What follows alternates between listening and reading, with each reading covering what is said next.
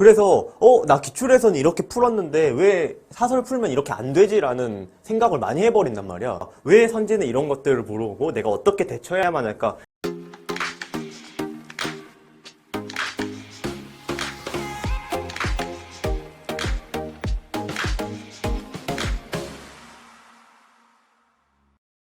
오늘 해볼 이야기는 보는 것처럼 N수생들이 자주 하는 실수인데, 이게 사실 공부를 좀 고2 때부터 열심히 해온 현역들도 해당하는 얘기야.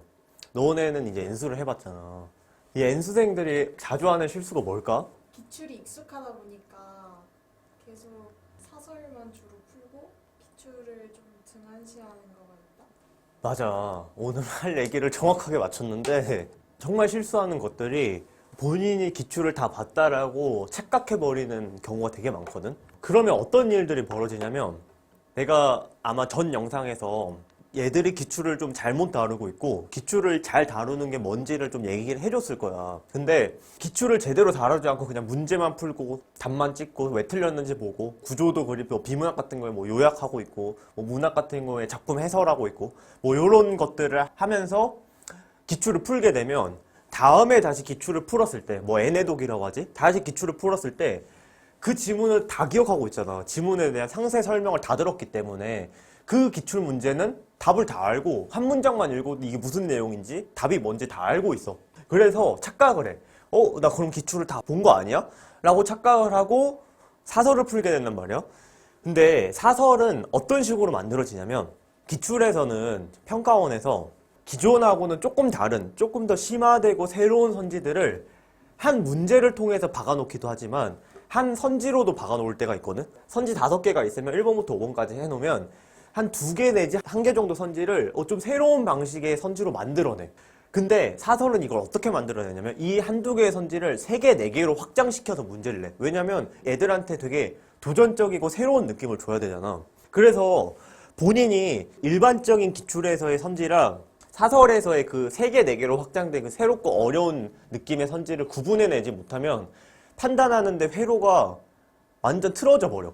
그래서 나 기출에서는 이렇게 풀었는데 왜 사설 풀면 이렇게 안 되지라는 생각을 많이 해버린단 말이야. 그러다 보면 판단 체계가 깨져버려. 그리고 두 번째는 애들이 진짜 모의고사를 많이 풀거든? 근데 모의고사는 풀 때마다 내 생각은 이래. 모의고사를 한두 번씩 푸는 건 괜찮은데 모의고사가 주가 되는 공부를 하면 어떤 문제가 생기냐면, 너희 모의고사 볼 때 80분 동안 전력을 다해서 풀잖아. 그러다 보니까 내가 기출을 공부하면서 나는 이 지문을 이렇게 풀고 공략할 거야, 이런 식으로 풀어야지 라는 틀이 있을 텐데 그 틀 없이 시간에 쫓겨가지고 막 풀게 되잖아.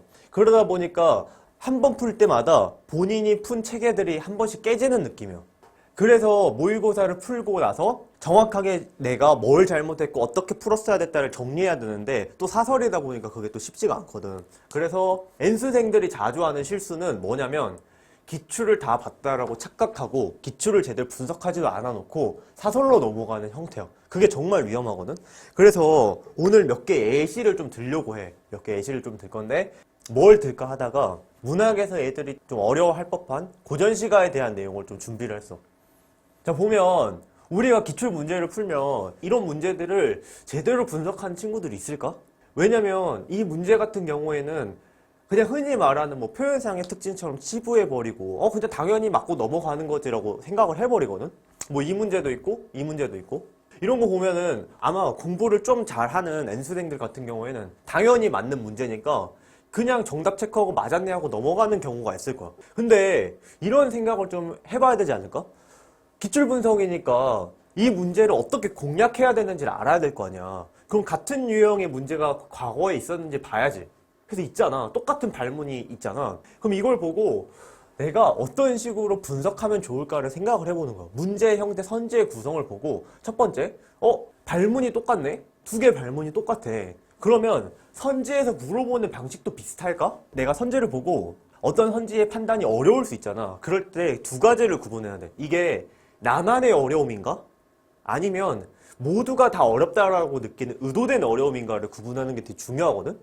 만약에 첫 번째, 나만 느끼는 어려움이라면 왜 나는 여기서 어렵게 느낄까? 내가 어려워하는 패턴들이 계속 똑같을까 하면서 같은 유형의 선지를 보면서 아, 나는 이 선재를 계속 어려워하네 라고 분석을 할 수가 있잖아. 그럼 대비책도 나올 거고, 만약에 의도된 어려움이라고 하면은 그 의도된 어려움을 같은 유형의 문제 선지를 보면서 분석을 하면, 아, 얘네가 이 문제에서 어렵게 추구하고자 하는 것들이 뭐고, 쉽게 하려면 어떤 방식으로 쉽게 하겠네가 보일 거 아니야.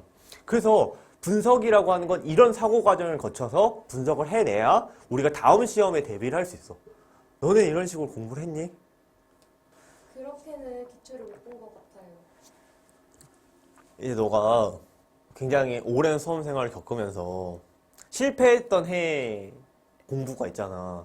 그때의 공부와 수능을 잘 봤을 때 해 공부가 어떻게 달랐니? 실패했을 때는 그냥 무작정 많이 풀면 될 거라고만 생각하고 제가 어떻게 풀었는지를 성찰해 본 적도 없고 이 시험이 어떤 게 유의미한지를 생각해 본 적이 없었는데 성공했던 해에는 기출을 적게 풀더라도 꼼꼼히 하나에서 최대한 많은 걸 얻어가려고 했던 것 같아요.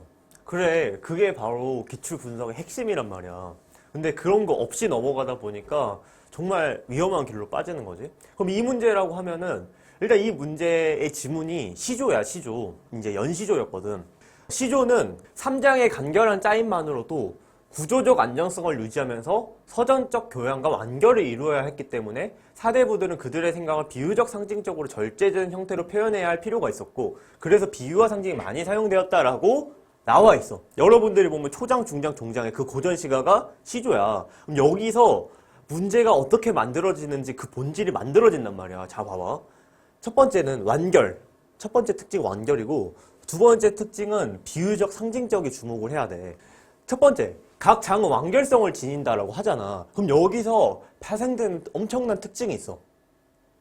한 장, 한 수에 무조건 내용이 완결돼야 되잖아. 하나의 내용이 완결돼야 되기 때문에 초장, 중장, 종장이 각각 내용이 따로 노는 게 아니라 연결되면서 하나의 내용으로 끝나야 되잖아. 그러니까 나오는 문제가 뭐가 나올 수 있냐면 각 장들의 연결 관계를 물어볼 수 있지. 왜냐면 독립된 게 아니라 연결성을 가지고 하나의 내용으로 완결이 돼야 되기 때문에. 그러니까 이런 문제가 나올 수가 있는 거야. 그리고 만약에 고전어가 굉장히 뭐 초장에 있는 단어가 엄청 어렵게 쓰였어. 해석이 안 돼. 그래도 우리는 그 장 자체, 그 내용 자체를 해석할 수 있어. 왜냐면 각 장이 완결성을 지니니까 하나의 파트 안에는 다 똑같은 내용을 얘기해야 될 거 아니야. 내가 초장은 이해를 못 하더라도 중장, 중장을 보니까 대충 뭐 예를 들어서 자연에 대한 아름다움을 얘기하는 시 같아. 그래서 초장의 어떤 단어를 몰랐어. 그러면 이 단어가 자연에 대한 아름다움을 얘기하는 글이 아닐까, 단어가 아닐까라고 유추할 수 있는 거지. 그리고 이걸 평가원이 적극적으로 활용해. 왜냐면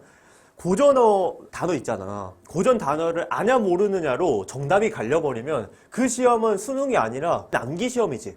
그러니까 평가원은 고전어를 통한 유불리를 최소화하려고 하고, 그 최소화하는 장치 중에 하나가 얘야. 얘를 엄청 구체적으로 활용해서 고전어를 통한 유불리를 최소화하려고 해. 그건 나중에 보기로 하고. 자, 다음 보면은 고전 시간은 주제가 한정돼 있잖아. 엄청난 특징이야. 예를 들어 현대시 같은 경우에는 엄청나게 많은 시를 쓸 수 있지. 뭐 예를 들어 한국 전쟁에 대해서 쓸 수 있고, 뭐 베트남 전쟁에 쓸 수 있고, 뭐 현대인의 고독함에 대해 쓸 수 있고, 엄청나게 많은 주제를 쓸 수 있는데 고전 시간은 주제가 딱 한정돼 있잖아. 그 주제에 맞춰서 이제 생각을 하면 보리꽃 풋나물이라는 말은 고전 시가에서 엄청 전형적으로 많이 나오는, 고전 시가에서 자연에서 유유자적한 삶을 살면서 자연에서 즐기는 삶을 할 때 주로 나오는 선지지. 그러니까 이수 자체가 완결성을 가지니까 초장에서 보리밥 풋나물을 알맞춰 먹으느라고 얘기하니까 그러면 이수의 내용은 자연에서의 즐거운 삶, 유유자적한 삶을 얘기하겠구나라고 생각하는 거야. 그리고 중장, 종장도 아마 완결성을 가지기 때문에 초장의 내용과 연결되지 않을까라고 생각해버리는 거야. 그래서 바위급 물가의 슬카지 논이느라, 슬카지라는 말이 뭔지 모르더라도 바위급 물가에서 논다라고 하니까 자연에서 노는 거 맞네 하고, 종장 봐봐. 그나문 여나문 일이야 부를 줄이 있으라 이렇게 나왔는데, 이게 만약 해석이 안 돼도 그냥 이렇게 퉁치고 넘어가면 되는 거야. 어쨌든 말하고 싶은 게 자연에서의 즐거운 삶이니까 이 종장 자체의 내용은 아마 그런 얘기를 하지 않을까? 라고 생각을 하는 거지. 여기서 이제 조금 더 디테일하게 들어가면 이제 자연에서의 즐거운 삶이라는 이 주제가 한정되어 있다 보니까 이 주제로 얘기하는 시들이 엄청 많을 거 아니야.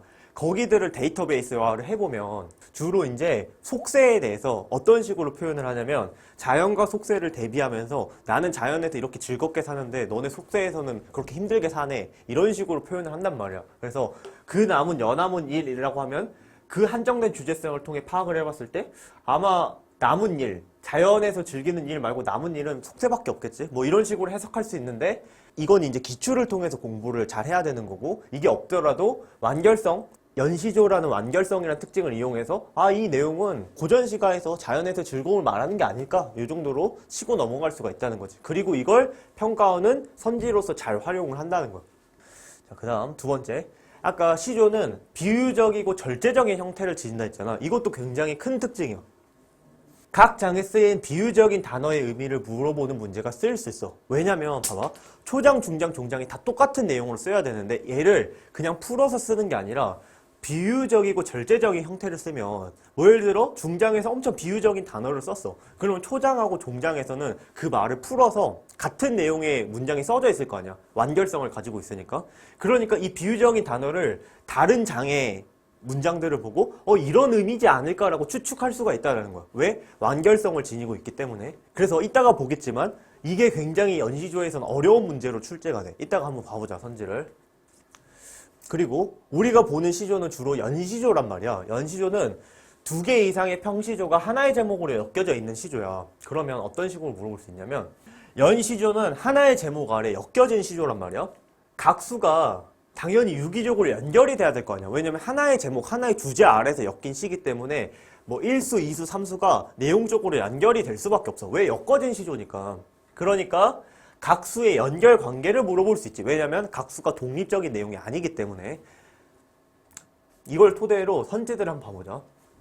1수에서는 경험적 성격과 연결된 공간으로부터 6수에서는 관념적 성격과 연결된 공간으로부터 이렇게 나와 있는데 이게 무슨 내용이냐면 자, 선지를 두 부분으로 나눠보자. 1번하고 2번을 하나로 묶고 3, 4, 5를 하나로 묶어보자. 자, 1번하고 2번 같은 경우는 뭘 활용한 거냐면 완결성이라는 특징과 비유적인 표현이라는 특징을 활용한 거야. 그러니까 1수의 초장에 관련된 내용들, 실제 사실을 기반으로 어떤 상황을 연출을 해주고 경험적 성격이냐 관념적 성격이냐. 왜냐면 초장, 중장, 종장이 다 똑같은 완결성을 지니고 있기 때문에 중장에서 어떤 상황을 표현해주면 얘는 초장하고도 연결이 돼 있다는 거야. 그래서 중장, 종장의 단어를 가지고 이 초장에 나온 이 공간이 어떤 성격과 관련된 공간이냐 이걸 물어본 거지.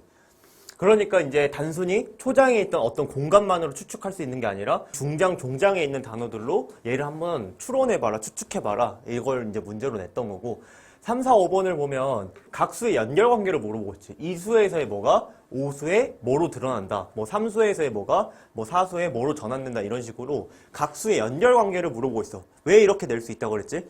연시조는 하나의 제목으로 묶인 하나의 제목으로 엮어진 시조이기 때문에 각수는 연결이 될 수밖에 없다 그랬잖아. 그러니까 이런 문제들을 출제할 수밖에 없는 거야.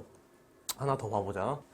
자, 이 문제를 보면 문제 발문에서 가장 적절한 걸 물어보고 있잖아. 그러니까 선지 5개 중에 4개는 적절치 않은 선지인 거야.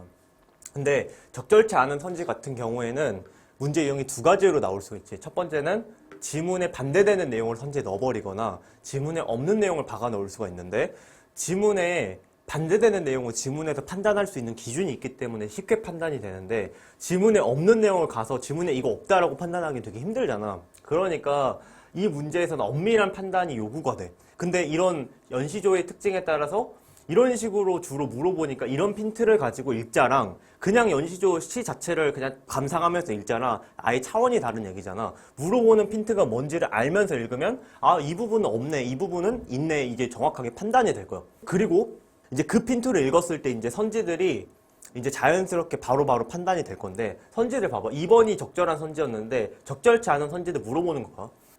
초장, 중장은 풍경 묘사이고 종장은 이에 대한 감상의 표현이다라고 그랬는데 이제 물어보는 것 자체가 각수의 완결성 자체를 물어보고 있지. 이게 맞는지 아닌지에 대한 기준을 가지고 지문을 읽는다면 연시조의 특징을 알고 그 지문을 읽는다면 조금 더 쉽게 판단이 될 거야. 그 3번 같은 경우에는 연시조의 특징을 활용해서 각수가 연결이 되는지를 물어봤고 4번이나 5번 같은 경우도 이제 각 장이 무엇을 얘기하고자 하는지 그 완결성을 물어봤지. 그래서 만약에 시조를 읽을 때 이런 특징들을 알고 있다면 그 핀트로 지문을 읽을 거고 조금 더 쉽게 이런 문제들이 좀 판단이 될 거야. 그래서 기출을 제대로 분석한다라는 건 이런 식의 판단들을 가지고 갈 수 있어야 된다는 거. 그러니까 기출 봤을 때 이 문제 유형이 있으면 내가 시험장에서 이 문제를 완벽하게 풀어내기 위해서는 어떻게 공략을 해야 될까? 어떻게 대비를 할 수 있을까? 어렵게 나온다면 어떤 식으로 어렵게 나오고 쉽게 나온다면 어떻게 쉽게 나올까? 왜 선지는 이런 것들을 물어보고 내가 어떻게 대처해야만 할까? 이런 기준으로 기출을 다시 바라본다면 기출을 볼 게 정말 많을 거야. 기출에서 해야 될 게 너무 많구나라고 느낄 텐데 기출을 그냥 거의 낭비하는 거지. 문제만 풀고 끝내버리니까. 그래서 일단은 첫 번째 얘기는 여기까지고 다음은 간단하게 비문학에 대한 얘기를 해볼게.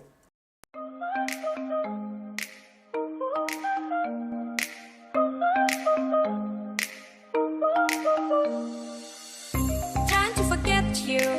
I'm all alone in a ghost town. It's a